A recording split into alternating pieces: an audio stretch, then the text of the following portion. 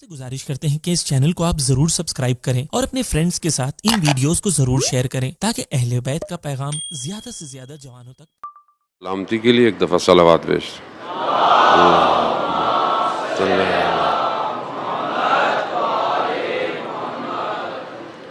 لا حول ولا قوة الا باللہ العلی العظیم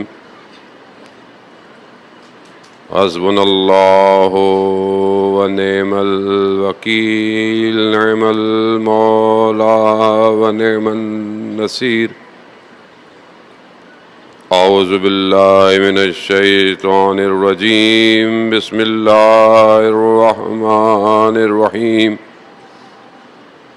الحمد للہ الذی یؤمن الخائفین وينجي الصالحين ويزع المستكبرين ويهلك ملوكا ويستخلف آخرين والصلاة والسلام على رسول ثقلين محبوب رب المشرقين والمغربين جد الحسن والحسين نبینا سیدنا بالقاسم محمد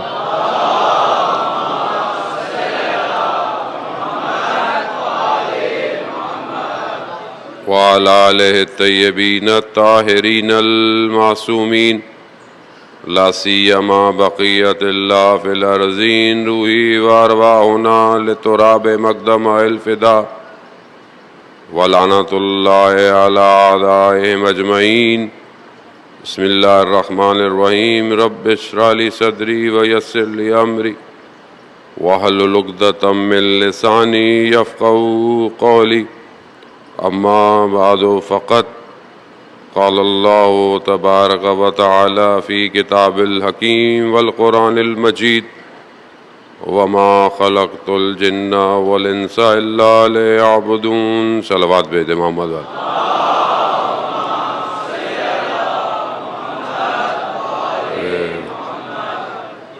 عزاداران سید الشہداء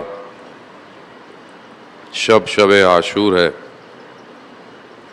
اور الفاظوں کا محتاج نہیں ہے آپ کا دل، خود صرف احساس ہی کافی ہے کہ آج کون سی رات ہے۔ بہرحال اتنی سی گزارش ہے کہ بہرحال یقیناً آپ انتظار کرتے ہیں اور آج کی شب مجھے حضرت علی اصغر کے مصائب تک پہنچنے دیجیے گا۔ جب اس باب الحوائج کے دروازے کو میں کھٹکھٹاؤں پھر اس کے بعد بے شک آپ ماتم جو ہے وہ شروع کر لیں، کیونکہ پتہ نہیں پھر انسان کی زندگی رہے نہ رہے، انسان کو تو اپنا نہیں پتا کہ وہ کب تک زندہ ہے، مرے گا ہاتھ خالی ہیں، شاید یہی چند آنسو ہوں جو نجات کا باعث بن جائے۔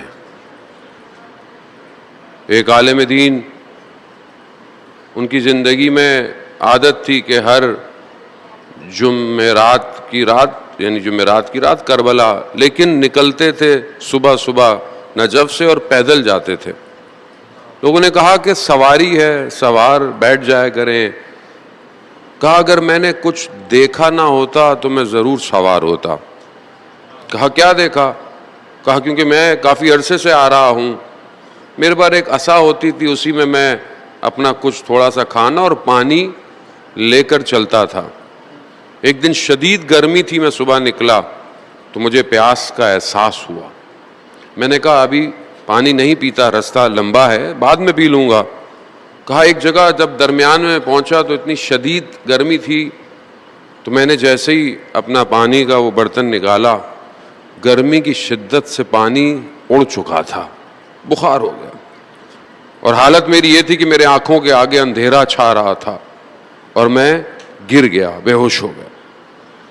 جیسے ہی تھوڑی دیر بعد میں نے دیکھا کہ ایک ٹھنڈی ہوا کا جھونکا آیا، میری آنکھ کھلی اور میں نے دیکھا کہ میں ایک سرسبز سی جگہ پر ہوں، باغ ہیں، بڑے اچھے لوگ گھوم رہے ہیں۔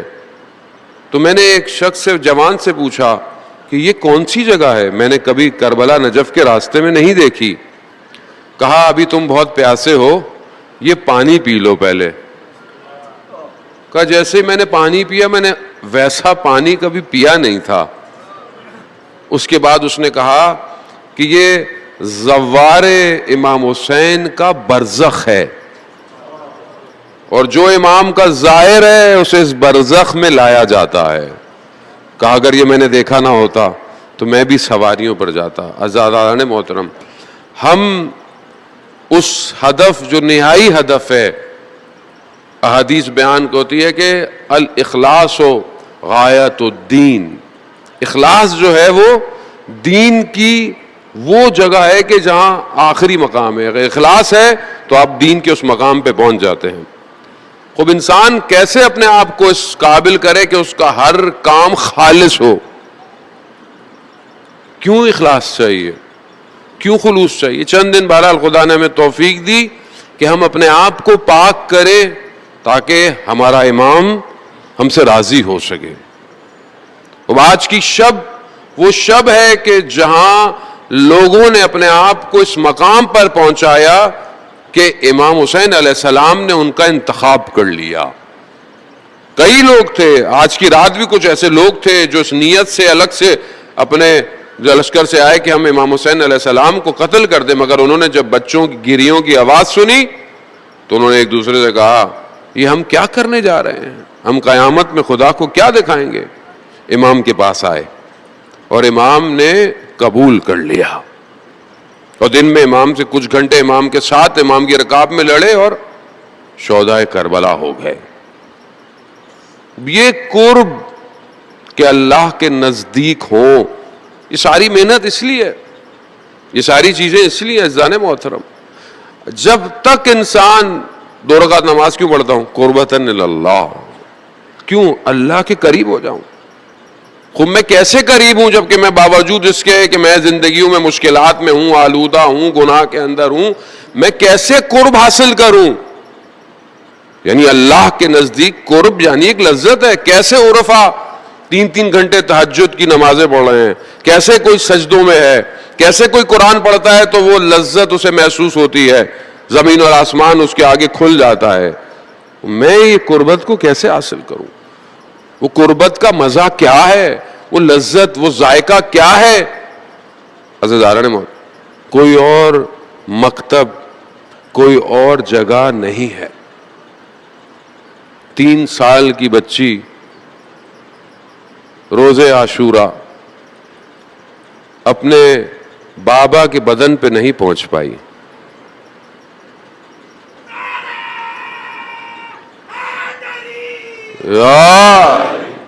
خوب یہ احساس، یہ آج آپ پوری دنیا کے اندر اپنا سب کچھ چھوڑ چھاڑ کر صرف ایک لمحے کے لیے کہ آپ کے آنکھ میں آنسو آ جائے، آپ اس کے لیے تو آئے ہیں.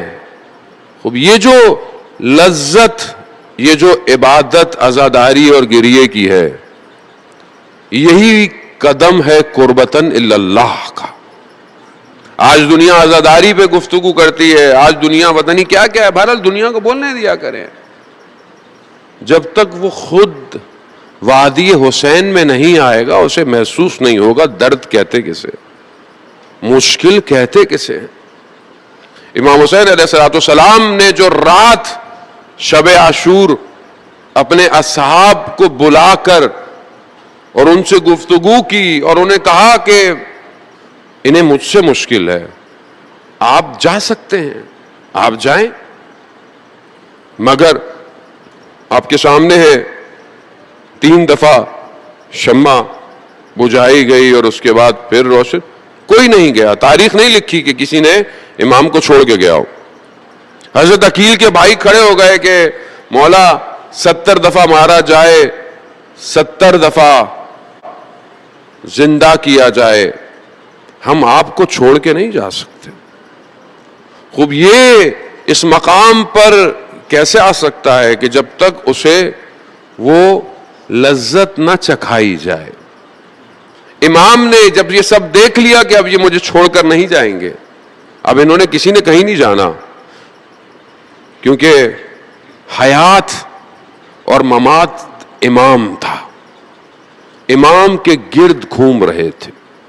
پھر امام نے انہیں جنت کے مقامات دکھائے، ان کو دکھائے کہ یہ تمہارے مقامات ہیں. عزاداران ہماری زندگی بہت تھوڑی اور حقیر سی ہے.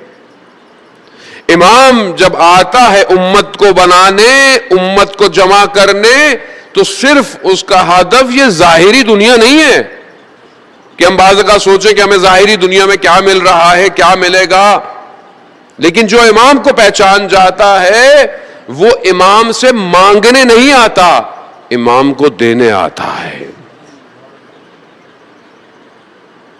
ہم آج کی رات اپنے آپ سے یہ عہد کریں کہ ہم امام کو کچھ دینے آئے، کچھ دیں امام کو.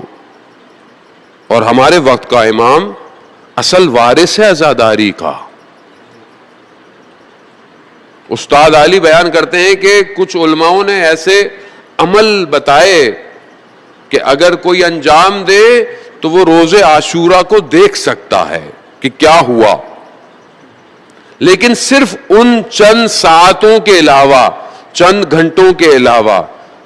اور وہ گھنٹے کون سے ہیں جسے کوئی نہیں دیکھ سکتا؟ وہ گھنٹے کہ جب امام اپنے سواری سے گرے ہیں اور اس کے بعد کس طرح امام کے ساتھ ہوا، کوئی نہیں دیکھ سکتا سوائے امام زمانہ کے. آپ زیارت نائیہ کل آپ کو موقع ملے، جب بھی ملے اس کا ترجمہ پڑھیے گا. وقت کا امام ایسے گفتگو کر رہا ہے، فرما رہے ہیں کہ جیسے خود کربلا کو دیکھ رہے ہیں. عزادار نے بولا امام آئے اس لیے تھے کہ امت کو لے کر جائیں اس مقام تک کہ جہاں کے لیے پروردگار نے اسے خلق کیا ہے. اور اگر آج امت امام حسین کو پہچانتی ہے، جانتی ہے اور اس طرف نہیں بڑھ رہی تو کیا امام کے پیغام میں کوئی مشکل ہے؟ نہیں، مشکل میرے اپنے وجود میں ہے. یہ مجلس یہ عزاداری ہے اس لیے کہ یہ مجھے پاک کرے. 8ویں امام، امام رضا علیہ الصلوۃ والسلام، اللہم صلی علی محمد. امام خود فرماتے ہیں کہ گیریا جو ابن شبیب کے بیٹے کو جو امام نے ایک بہت طولانی جو ہے وہ بیان فرمایا ہے، کہا کہ یہ جو گیریا ہے، یہ جو رونا ہے، یہ طاہر کرتا ہے، طہارت دیتا ہے.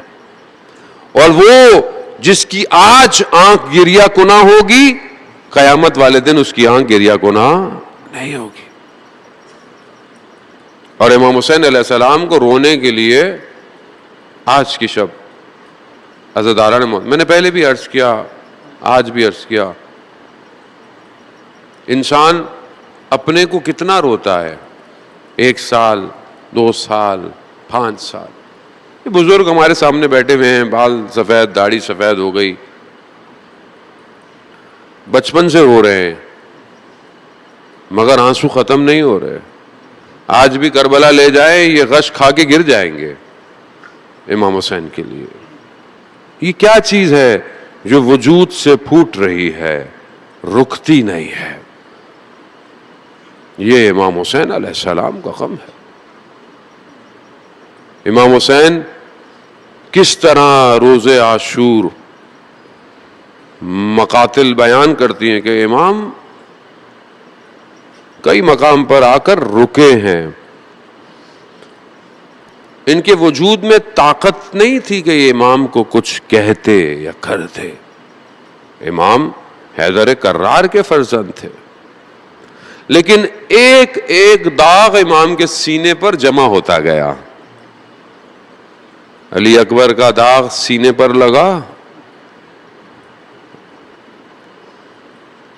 اونو محمد، قاسم اور حضرت عباس کے جانے نے امام حسین کی کمر توڑ دی. بس تحمل کیجئے گا عزادار. اس ماں کا سوچیں کہ جو پہلی محرم سے ہر مجلس میں آتی ہے. کیا چاہیے اس ماں کو آپ سے؟ کچھ نہیں چاہیے. یہ بعض اوقات لوگ سوال کرتے ہیں یہ آپ کیسی بات کرتے ہیں. بعض علماء عرفاء جن کا عمل جن کا کردار ایسا تھا انہوں نے خود دیکھا ہے کہ بی بی تشریف لاتی ہیں. وہ ان آنسوؤں کو جمع کرتی ہیں، ان آنسو، کیونکہ یہ آنسو خلوص کے آنسو ہیں. آپ اس کی قدر کریں. دنیا اربوں روپے خرچ کر کر کسی کے لیے رولا نہیں سکتی. یہ حسین کی غربت ہے جو آپ کو رولاتی ہے.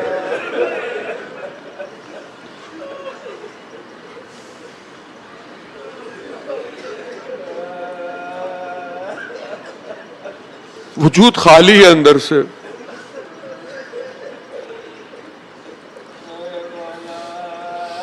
میں بول بھی نہیں سکتا کہ کیا چیز محسوس کرتا ہوں، لیکن ڈرتا ہوں کہ کہیں چھن نہ جائے مجھ سے.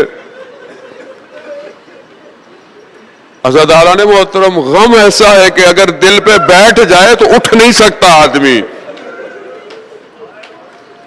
شب عاشور ہے. خیموں میں حسین جا رہا ہے.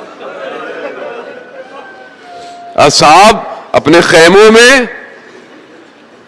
حبیب اپنے مظاہر سب کو بلا کر بیٹھے ہوئے ہیں. کیا کہہ رہے ہیں؟ دیکھو صبح دیر نہیں کرنا، یہ رسول کی اولاد ہے. دوسری طرف حضرت عباس بنی ہاشم کو لے کر بیٹھے ہیں. کہا دیکھو جوانوں، اصحاب سے پہلے جانا، کہیں یہ نہ ہو کہ لوگ کہیں کہ ہم نے انہیں بلایا تھا اور پھر انہیں مار دیا. ہر شخص، کسی خیمے میں کوئی ماں اپنے بچے کو تیار کر رہی ہے. عزاداران محترم، عجیب شب ہے. مناجات، قرآن کی تلاوتیں. جو سب سے زیادہ اضطراب ہے وہ حضرت زینب کو ہے، کیونکہ بھائی کے ساتھ تعلق بہت مضبوط ہے کہ صبح کون ساتھ دے گا بھائی کا. روز عاشور ایک ایک کر گلشن زہرا کے پھول بکھرتے گئے، یہاں تک کہ حسین تنہا رہ گیا. عزاداران محترم، روز عاشور ہے. کل یقینا آپ روز عاشور میں مصائب کو. آیت اللہ بروجردی، آنکھوں میں شدید تکلیف تھی، ڈاکٹروں نے بولا صحیح نہیں ہو سکتے. آہستہ آہستہ نور جا رہا تھا. گھر میں مجلس کراتے تھے. لوگ کپڑوں پر سر پر خاک لگا کر آتے ہیں، وہاں پر رواج ہے، کیونکہ احساس ہو کہ کس کے غم میں ہو. خاک لگاؤ اپنے اوپر. عزاداری سے اسی طرح ایک شخص جانے لگا، اس کے کپڑے پہ خاک تھی، اس خاک کو آنکھوں پہ لگا دیا. عزادار کے لباس کی خاک. خود سوچے حسین جہاں گرا ہوگا اس کی خاک کیسی ہے.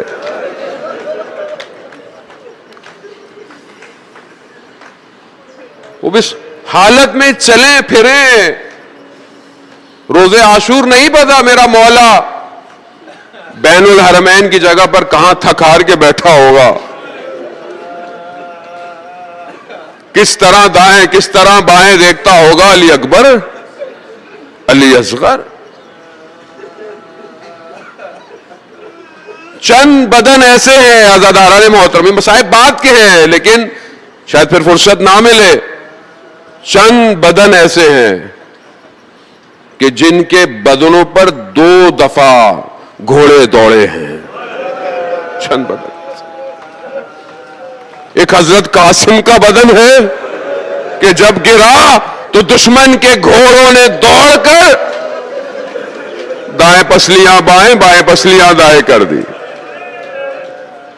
اور ایک میرے مولا کا بدن ہے کہ جب وہ گرے، ہاں عزادار ہے بہت.